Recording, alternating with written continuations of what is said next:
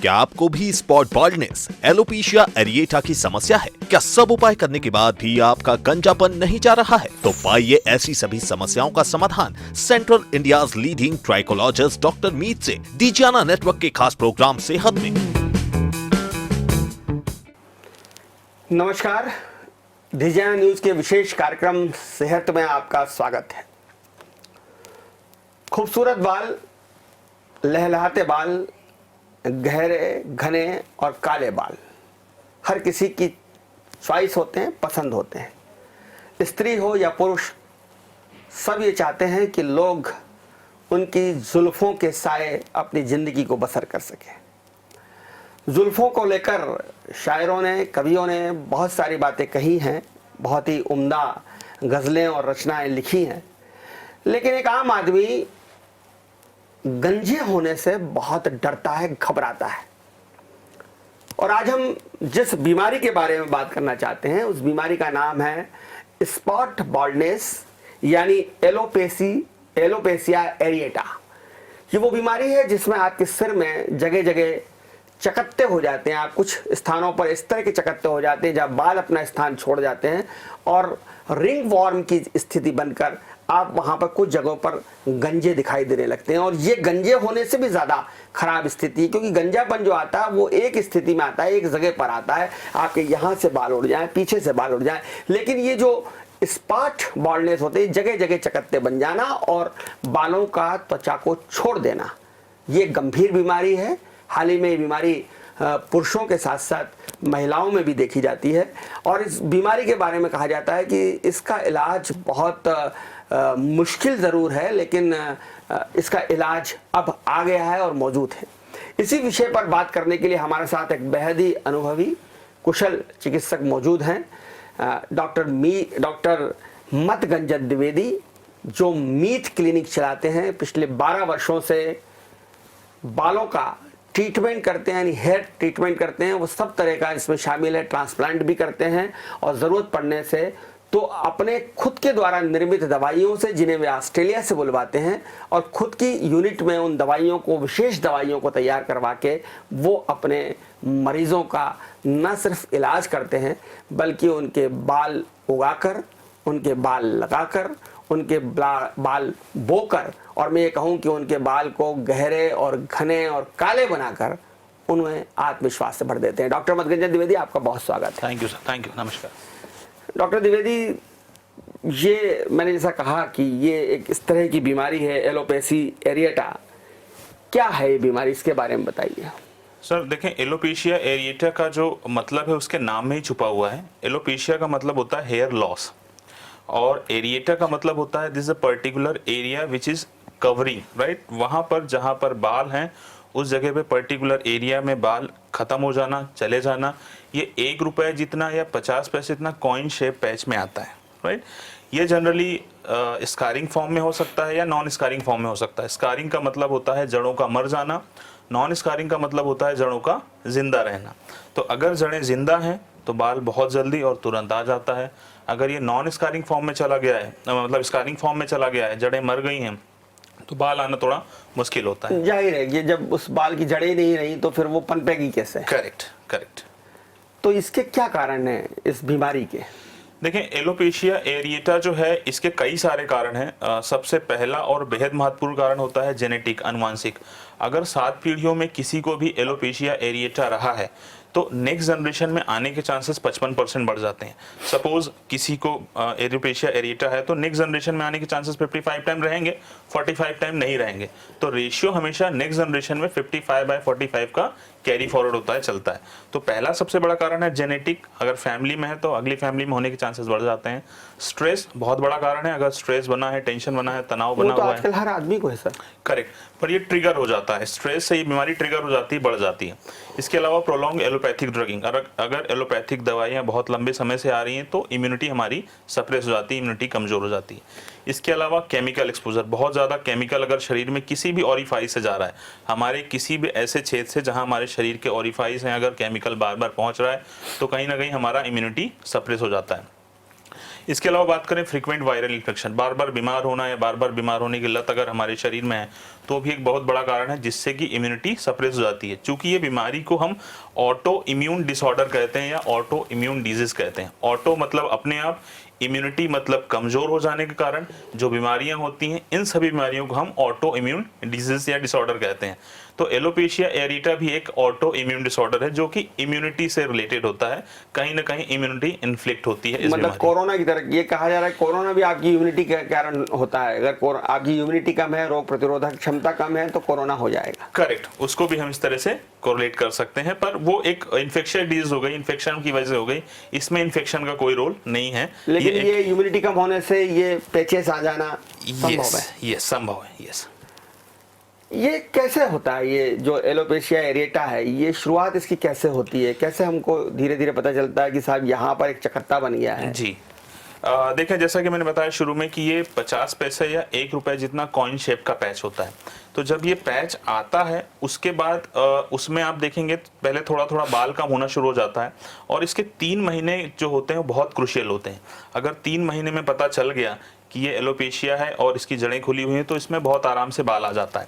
Basically इसकी हम बात करें पैथोजेनेसिस की, कैसे फैलता है, तो इसको हम ऐसे समझ सकते हैं कि ये चूंकि एक ऑटो इम्यून डिसऑर्डर है तो इस केस में हमारे शरीर का रोग प्रतिरोधक क्षमता या हमारा सुरक्षा तंत्र या हम कहें WBC हमारे शरीर के अगेंस्ट में चला जाता है। मतलब एक लेमैन स्टाइल में WBC मतलब सफेद और रक्त लाल कोशिकाएं जो होती हैं हमारे जो खून में जो पाई जाती है, वो चीज, शरीर का सुरक्षा तंत्र जो हमारी रक्षा करता है हमारी बीमारियों से। वो लाल कण जो हैं वो जब कमजोर हो जाएंगे, सफेद कण जब कमजोर हो जाएंगे तो ये बीमारी हो जाएगी। तो ये कमजोर हो जाए, हम लेमैन की भाषा में समझे, जनरली मेडिकल में इसको कहेंगे ये ओवर रिस्पॉन्सिव हो जाते हैं, पर हम लेमैन स्टाइल में समझे कि ये कमजोर हो जाते हैं।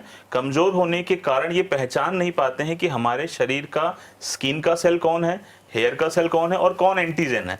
तो ये हमारे शरीर के हेयर की सेल की खिलाफत करने लगता है। मतलब हमारे शरीर के अगेंस्ट में जब चला जाता है, स्किन के अगेंस्ट में चला जाएगा तो सोराइसिस हो जाएगा, हमारे हेयर्स की सेल्स के अगेंस्ट में चला जाएगा तो एलोपेशिया हो जाएगा, अगर ये हमारे जो है लंग्स की सेल्स के अगेंस्ट में चला जाएगा तो अस्थमा हो जाएगा। तो इस तरह से इसको हम समझे कि ये एक ऑटो इम्यून डिसऑर्डर है जिसमें हमारा इम्यून सिस्टम हमारे शरीर की खुद की खिलाफत कर रहा है और हेयर सेल्स के अगेंस्ट में जा रहा है। इसको हम लेमैन की स्टाइल में ऐसे समझ सकते हैं। तो डॉक्टर साहब, ये जो एलोपेशिया एरियोटा है ये कितने प्रकार का होता है? इसके भी कोई अलग अलग प्रकार हैं? एलोपेशिया एरिटा का शुरू में मैंने बताया जनरली 2 प्रकार होते हैं। एक होता है स्कारिंग, दूसरा होता है नॉन स्कारिंग। स्कारिंग का मतलब है कि जड़ें अगर मर गई हैं तो वहां पर बाल आना थोड़ा मुश्किल होता है या ना के बराबर है या ना बाल नहीं आता है जनरली। दूसरा होता है नॉन स्कारिंग कि अगर जड़ें जिंदा हैं तो वापस वहां पर बाल आ जाएगा। ये सबसे बड़े 2 प्रकार होते हैं इसके, पर इसकी स्टेजेस होती हैं। जी हाँ, मैं अगला सवाल आपसे वही करने वाला था कि इसकी क्या क्या स्टेजेस होती हैं। यस, स्टेजेस की अगर हम बात करें तो जनरली शुरू होता है जैसा कि मैंने बताया 1 रुपए के या 50 पैसे कॉइन शेप के पैच के बराबर। ये आपके सिर में आ सकता है, आपके दाढ़ी में आ सकता है या शरीर में जहां भी बाल है वहां पर मूंछों में आ सकता है, मूंछों में आ सकता है, राइट। तो स्टार्ट होता है 1 रुपए के पैच है, तब उसको हम नाम देते हैं एलोपेशिया एरिएटा, मतलब पर्टिकुलर एरिया को कवर कर रहा है। फिर ये आगे बढ़ता है और अगर इसको सही इलाज नहीं मिला, इम्यून सिस्टम ने साथ नहीं दिया, तो ये एलोपेशिया एरिएटा एलोपेशिया टोटैलिस की तरफ कन्वर्ट हो जाता है। टोटैलिस का मतलब होता है हमारे पूरे सिर के बाल खत्म हो जाते हैं, उस स्टेज को हम एलोपेशिया टोटलिस कहते हैं। ये यहाँ भी नहीं रुकता, इसके आगे छाती के बाल या हमारे नीचे के बाल या पैरों के बाल या हाथों के बालों में भी आ सकता है। करेक्ट, ये आगे टोटलिस के बाद एलोपेशिया यूनिवर्सलिस की तरफ ट्रांसफॉर्म हो जाता है। यूनिवर्सलिस का मतलब होता है पूरी बॉडी के हेयर चले जाने, इसमें आपके हेयर्स आ जाएंगे, बियर्ड्स आ जाएंगी, मोस्टैच आ जाएंगे, आईब्रोज आ जाएंगी, आईलेसेस आ जाएंगे और पूरी बॉडी के बाल खत्म हो जाते हैं। उस स्टेज को फिर हम कहेंगे एलोपेशिया यूनिवर्सलिस। ताजुब की बात है कि अगर सही इलाज नहीं मिला या इम्यूनिटी ने हमारा साथ नहीं दिया तो ये बीमारी और भी ज्यादा आगे जाएगी और उस स्टेज को हम कहते हैं स्यूडोपेलाइडिया। स्यूडोपेलाइडिया एक टर्म्स है जिसमें सिर की चमड़ी घोड़े के नाल के जैसी थिक हो जाती है। मेडिकल की भाषा में हम उसको कहें हॉर्स शू शेप स्किन, घोड़े के नाल की जैसे चमड़ी हो जाती है, तो उस टिपिकल टर्म को हम कहेंगे टोटल स्कारिंग एलोपेशिया। मतलब अब वहां पर जिंदगी में दोबारा बाल नहीं आएगा किसी भी तरीके से, और वहां ट्रांसप्लांटेशन भी सक्सेस नहीं होता है। तो ये स्टार्ट होता है एलोपेशिया एरिएटा से। क्या जान को भी खतरा हो जाता है उस स्थिति में? मान लीजिए कि मैं समझता ही नहीं हूँ, गांव में हूँ, मुझे कुछ समझ में नहीं आ रहा, और मैं समझ रहा हूँ कि ये तो उम्र के कारण हो रहा है, और मेरे शरीर के बाल उड़ते जा रहे हैं, हाथ के उड़ गए, रोम के उड़ गए। मैंने एक पर्सनल व्यक्तिगत रूप से मैं एक व्यक्ति को जानता हूँ जिनकी बोहें वगैरह सब उड़ गई थी। जी जी। तो ये निश्चित रूप से जो इसका आप बता रहे हैं एलोपेशिया एरिएटा के ये टोटल वाले मरीज होंगे वो, तो क्या जान को भी कोई खतरा बना रहता है इसमें? बहुत अच्छा क्वेश्चन किया सर आपने। बिल्कुल भी जान को खतरा नहीं है। ये सिर्फ बीमारी आपके चमड़ी और बालों को इन्वॉल्व करती है, आपके जान को किसी तरह का कोई खतरा इससे नहीं है। बाल उड़ा देगी और इसका काम खत्म। यस, ये आपको कुरूप बनाती है। चलिए, यस, जान नहीं लेती, लेकिन आपके अगर आप बिना बाल के हो जाएं तो फिर कैसे लगेंगे, ये एक बात होती है। पर सर इसकी जो आपने स्टेजेस बताई और इसके आपने प्रकार बताए, अब सवाल ये आता है कि क्या एलोपेशिया एरिएटा को बिल्कुल ठीक किया जा सकता है 100%? ये भी बहुत अच्छा क्वेश्चन है सर आपका। नेक्स्ट, एलोपेशिया एरिएटा को जैसा मैंने आपको एक्सप्लेन किया कि इसके 2 स्टेजेस होती हैं। एलोपेशिया एरिएटा जब तक ये नॉन स्कारिंग फॉर्म में है तब तक ये 100% उसमें बाल आने की उम्मीद बनी रहती है। अगर आपने जल्दी पहचान लिया, इसके शुरू के 3 महीने बहुत क्रुशियल होते हैं। अगर शुरू के 3 महीने में हमने इसको आइडेंटिफाइड कर लिया कि ये एलोपेशिया एरिएटा है, और हमने इसको 75 टाइम जूम करके कैमरे में चेक कर लिया कि जड़ें जिंदा हैं, तो 3 महीने के अंदर अंदर उसमें रिजल्ट और जो है आना शुरू हो जाते हैं, और प्रोबेबली 3 से 6 महीने में बाल आ भी जाते हैं, साल भर में बाल आ जाते हैं, बशर्ते ये कि अगले मल्टीपल पैचेस ना होते रहें। तो इसमें जितनी जल्दी आप एक्शन लेंगे उतना अच्छा रहेगा, बशर्ते ये स्कारिंग फॉर्म में ना जाए। राइट, मतलब जड़ें इसकी खत्म ना हो। जड़ें खत्म होने के पहले ही आप चेत जाएं, समय रहते चेत जाएं, ताकि इसका इलाज संभव हो सके। करेक्ट, क्योंकि अगर देर होगी तो फिर अंधेर हो जाएगी। करेक्ट, तो देरी से बचिए ताकि आप जो है वो इससे बच जाएं। जैसे ही अगर आपके बाल झड़ते हुए दिखाई दे रहे हैं या एक जगह पर आपको लग रहा है कि यहाँ कुछ स्पॉट बन रहा है, तो इसके पहले कि वहाँ जड़ें खत्म हो, डॉक्टर मधुगंजन द्विवेदी से आप संपर्क साध लें। जी। डॉक्टर द्विवेदी, चूंकि आपने लंबे समय तक इसमें काम किया है, आपका मीट क्लिनिक पूरे मध्य प्रदेश में काफ़ी प्रसिद्ध है, और इंदौर में कई सालों से आपका मीट क्लिनिक चल रहा है, लगभग 1 दशक से ज़्यादा समय से आप काम कर रहे हैं जी। और आपने ऑस्ट्रेलिया में भी जो सबसे बड़ी संस्था है ऑस्ट्रेलिया की है, उसमें आपने डिग्री इन ट्रैकोलॉजी ली है ITA से। ये बड़ी रेपुटेटेड संस्था मानी जाती है, खासतौर पे बालों के उपचार के लिए, जो ऑस्ट्रेलिया की ही नहीं बल्कि दुनिया की सबसे बेहतरीन संस्थाओं में से एक है ITA। वहाँ से डॉक्टर मधुगंजन ने डिग्री इन ट्रैकोलॉजी ली है। तो मैं आपसे जानना चाहता हूँ इस विषय में कि इसका उपचार किस तरह से संभव है, और क्या दुनिया का जो बेहतरीन उपचार इस संबंध में होता है, जो दुनिया की जो बेहतरीन टेक्नोलॉजी या बेहतरीन दवाइयाँ इस संबंध में हैं, क्या वो आपके पास उपलब्ध हैं? जी, ये बहुत अच्छा क्वेश्चन है, और स्पेशली उन लोगों के लिए जो देख रहे हैं ये प्रोग्राम और ये चैनल देख रहे हैं, मैं बताना चाहूँगा कि एलोपेशिया एरिएटा जब भी होता है तो लोग एक आम बाल झड़ने की समस्या समझते हैं उसको, या समझते हैं कि गंजापन आ रहा है। उनको टेक्निकल टर्म एलोपेशिया नहीं पता होता या एलोपेशिया के बारे में नहीं पता होता। तो जनरली वो आसपास के कंसल्टेंट से, डॉक्टर से कुछ मल्टीविटामिन की दवाइयाँ या कुछ जो है मिनॉक्सिडिल वगैरह आसपास में लेते रहते हैं। देसी उपचार करने लगते हैं कि दाल का पानी लगाओ, और देसी उपचार, प्याज का रस वगैरह, कपूर और खोपरे के तेल को मिला के लगा लीजिए, नीम का वो लगा लीजिए वगैरह। इस तरह का उपचार वो शुरू कर देते हैं। हमारे यहाँ तो हर आदमी डॉक्टर ने सर, उसके पास 5 उपाय तो हर बीमारी के हैं। दुनिया की आप बीमारी का नाम बताइए और भारतीय आदमी उसके 10 उपाय तो बता ही देगा कि भाई आप तो हींग का पानी पीने लग जाइए, इससे ठीक हो जाएंगे। कई सारे लोग इंटरनेट सेंसेशन जो रहता है, इंटरनेट सेंसेशन उठा के लाते हैं, प्याज का रस लगाने लगते हैं, दही लगाते हैं। These all are the myth, ये नहीं सब करना चाहिए। तो इस केस में जैसा कि मैंने शुरू में बताया कि एक ऑटो इम्यून डिसऑर्डर है। हम अगर इसके जड़ में जाएं, इसके तह तक जाएं, तो हमने ये देखा है कि ये इम्यूनिटी से रिलेटेड डिसऑर्डर है। अगर इसमें आप इम्यूनिटी बढ़ाना शुरू कर देते हैं, इम्यूनिटी आपकी एक ऑप्टिमम लेवल तक आ जाती है, तो ये इमीडिएटली कभी कभी ऑटो हील हो जाता है, सेल्फ हील हो जाता है, हमको दवाई के ट्रीटमेंट की जरूरत नहीं पड़ती है। पर उसके लिए कंसल्टेंट को, ट्राइकोलॉजिस्ट को बताना जरूरी है, तो वो आपकी इम्यूनिटी को ऑप्टिमम लेवल तक लेके आते हैं। अगर वो आ जाता है तो वो इम्यूनिटी ऑप्टिमम लेवल तक, मैक्सिमम लेवल पर कैसे आती है? या तो कुछ खान पान में आप परिवर्तन करते हैं, दवाइयाँ, या फिर आप दवाइयाँ देते हैं? करेक्ट। इसमें तीनों चीजों पे काम करना पड़ता है, डाइट, रिजीम और एक्सटर्नल एप्लीकेशन। आपकी डाइट को भी स्ट्रॉन्ग करना पड़ता है जिससे इम्यूनिटी बढ़ रही है। इसके अलावा साथ में आपको वो सप्लीमेंट स्टार्ट करना पड़ता है जो बेसिकली हेयर रिजुनेटर प्रॉपर्टी वाले होते हैं।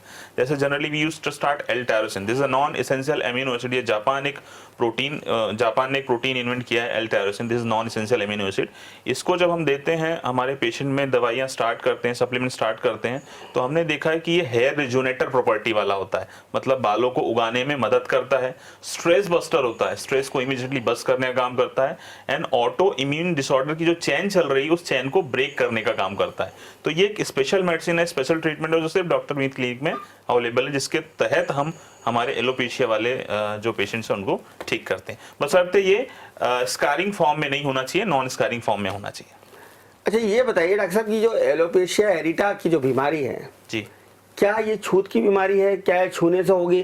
भाई मेरे बच्चे को बाल यहाँ से उड़ना शुरू हुए, उसने कहा डैडी ये मेरे बाल जा रहे हैं, मैंने हाथ लगा के देख लिया कि हाँ यार सच में जा रहे हैं, अब ये मेरे हाथ में लग गया, फिर मैंने वही हाथ अपने सिर में लगा लिया, तो क्या मुझे हो जाएगा?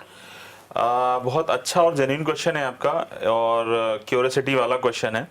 बिल्कुल भी ये छुआछूत वाली बीमारी नहीं है, मैं पहले भी बता चुका हूँ। ये कोई इन्फेक्शियस डिजीज नहीं है, ये कोई बैक्टीरिया, वायरस या फंगस के कारण नहीं होती है, ये एक ऑटो इम्यून डिसऑर्डर है। तो छुआछूत से बिल्कुल भी नहीं फैलेगी, डरने की जरूरत नहीं है इसमें।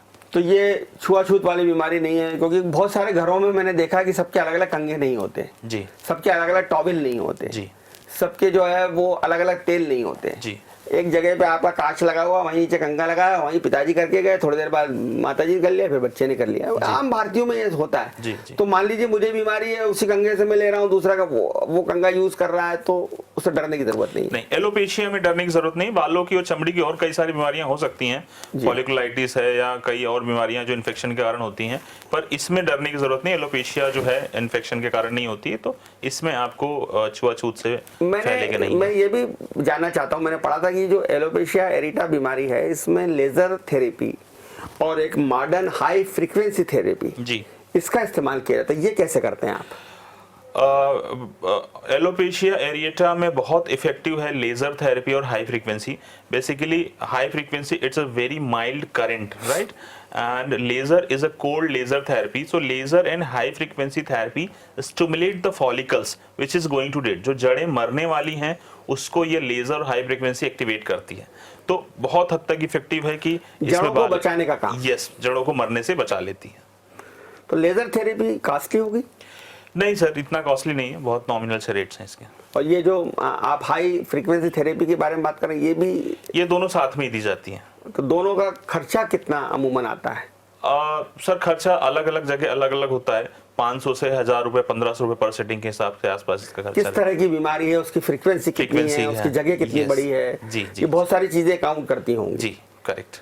तो सर ये लेज़र टेक्निक के बारे में कई बार ये भी कहा जाता है कि लेज़र टेक्निक बहुत अच्छी है, बहुत सारी बीमारियों में आजकल लेज़र से ऑपरेशन होने लग गए हैं, बड़े बड़े ऑपरेशन लेज़र से किए जाने लग गए हैं, और लेकिन कई बार अगर ठीक से ना हो तो ये घातक भी साबित होती है, इसके साइड इफेक्ट्स भी होते हैं। ये जो लेजर जिसकी बात हम कर रहे हैं, जिसका उपयोग एलोपेशिया एरिएटा में करते हैं, ये नॉन फ्रैक्शनल लेजर है, मतलब कटिंग लेजर नहीं है, हॉट लेजर नहीं है, ये कोल्ड लेजर थेरेपी है, तो इसके किसी भी तरह के कोई साइड इफेक्ट नहीं होते हैं। इसके किसी भी तरह के कोई साइड इफेक्ट्स नहीं होते, और ये बहुत अच्छी बात है। अगर इन तमाम बीमारियों को लेकर आपसे मिलना चाहें, आपसे हमारे दर्शक कुछ सवाल करना चाहें, हमारे दर्शक जो है वो जानना चाहें और व्यक्तिगत तौर पर आपसे मुलाकात करना चाहें, तो आप मध्य प्रदेश में कब कब कहाँ कहाँ किस किस जगह उपलब्ध होते हैं?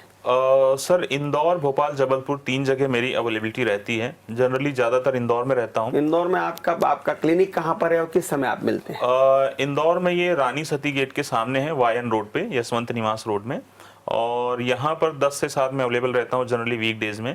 वीकेंड्स में मैं एक दिन भोपाल रहता हूँ, एक दिन जबलपुर रहता हूँ, तो तीनों सिटी में अवेलेबिलिटीज है टाइम के हिसाब से। भोपाल में किस जगह पर आपका क्लिनिक है? भोपाल में हबीबगंज रेलवे स्टेशन के बिल्कुल सामने है, डायनेस्टी अपार्टमेंट में, ये फर्स्ट फ्लोर पे है, KTM बाइक शोरूम के बिल्कुल ऊपर। और जबलपुर में आप कहाँ बैठते हैं? जबलपुर में ये राइट टाउन में है, राइट टाउन में आस्था मेडिकल के पास में ये क्लिनिक है, डॉक्टर मीट्स क्लिनिक। तो जबलपुर का में कौन सा बार रहता है आपका, और भोपाल में संडे? भोपाल में जनरली अमूमन शनिवार को मैं रहता हूँ, और जबलपुर के डेज अभी फिक्स नहीं हुए हैं, तो it's supposed to be going to fix, right. Sir, सामान्यतः ये कहा जाता है कि कोई भी बीमारी में सिर्फ इलाज ही पर्याप्त नहीं होता है, बल्कि कुछ परहेज, कुछ सावधानियां भी ज़रूरी होती हैं जी। ये जो आप एलोपेशिया एरिटा की बात आप कर रहे हैं, इसमें इलाज तो ठीक है डॉक्टर मीत आपके पास है, आप बता देंगे, लेकिन कुछ सावधानियां, कुछ सुरक्षाएं, कुछ एहतियात जी और कुछ सतर्कताएं, वो क्या हो सकती है? देखें, एलोपेशिया बीमारी होने के बाद सबसे बड़ी चीज़ होती है कि पेशेंट टेंशन और लेना स्टार्ट कर देता है, स्ट्रेस लेना शुरू कर देता है। तो stress is a kind of adding fuel in the fire. अगर टेंशन शुरू किया है आपने, स्ट्रेस तो ले रहे हैं, पेट्रोल का काम करेगा। यस, तो आपको सबसे पहली चीज उस बीमारी के लिए या उस बीमारी के बारे में स्ट्रेस नहीं लेना है। अगर आप स्ट्रेस लेते हैं तो ये बीमारी और आगे बढ़ेगी, क्योंकि ये स्ट्रेस से ट्रिगर हो जाती है। स्ट्रेस अगर आप लेते हैं तो सारे बालों के लिए खतरा हो, तो पूरे सिर के ही बाल उड़ जाएंगे। तो अगर आप पर एलोपेशिया केस में थोड़ा ज्यादा खतरा है और ज्यादा तेजी से फैल सकता है। तो स्ट्रेस नहीं लेना है, मेडिटेशन करना है, ध्यान करना है, और उस बीमारी के बारे में ज्यादा सोचना नहीं है, उसको टच नहीं करना है। स्टिमुलेंट्स नहीं लेने हैं। स्टिमुलेंट्स का मतलब है जो आपके अंदर के हार्मोन स्ट्रक्चर को बिगाड़ते हैं या आपके शरीर मेटाबॉलिज्म डिस्टर्ब करते हैं, उन चीज़ों को अवॉइड करना है, जैसे कि red meat, red wine, smoking, उड़द की दाल, ये सब चीज़ें इग्नोर करना है। मेडिटेशन करना है, ध्यान करना है, राइट। कई सारी चीज़ें जो है, जो आप घरेलू नुस्खे अपना रहे हैं, वो बिना डॉक्टर के सजेशन से नहीं यूज़ करना है, नहीं लेना है, और एक कंसल्टेंट ट्राइकोलॉजिस्ट को दिखा के ही उसका जो उपचार आप करें तो ज़्यादा बेहतर है। मतलब आप खुद नीम हकीम खतरे की जान ना बने, इसके लिए ये बीमारी भले ही छूत से ना फैलती हो, लेकिन एक निहायत ही गंभीर किस्म की बीमारी है, क्योंकि ये आपको कुरूप बनाती है, बदसूरत बनाती है। और मानव स्वभाव है, चाहे वो स्त्री हो या पुरुष, हम खूबसूरत ना सही, स्मार्ट, अच्छे और बेहतरीन दिखना चाहते हैं। ये मानवीय कमज़ोरी है। तो इसलिए गंजे होने से अगर आप बचना चाहते हैं, और अगर आप चाहते हैं कि आपको इस तरह के स्पॉट बाल्डनेस ना आए, यानी कुछ चकत्ते ना आपके सिर में उभरें, तो उसके लिए ज़रूरी है कि आप कुछ सावधानियों को बरतें, तनाव रहित जीवन जिएं, ध्यान का प्रयोग करें और खुश रहें। और उसके बावजूद भी अगर ये बीमारी हो जाए तो डॉक्टर मधुगंजन द्विवेदी हैं, मीत क्लिनिक है, डरने की ज़रूरत नहीं है, सतर्क और जागरूक रहने की ज़रूरत है। आपको हमारा ये कार्यक्रम कैसा लगा ज़रूर बताइए। देखते रहिए डिजाइनर न्यूज़, खबरों का सिलसिला जारी है, जारी रहेगा। नमस्कार। क्या आपको भी स्पॉट बाल्डनेस, एलोपेशिया एरिएटा की समस्या है? क्या सब उपाय करने के बाद भी आपका गंजापन नहीं जा रहा है? तो पाइए ऐसी सभी समस्याओं का समाधान Central India's leading trichologist doctor Meet से डिजियाना नेटवर्क के खास प्रोग्राम सेहत में।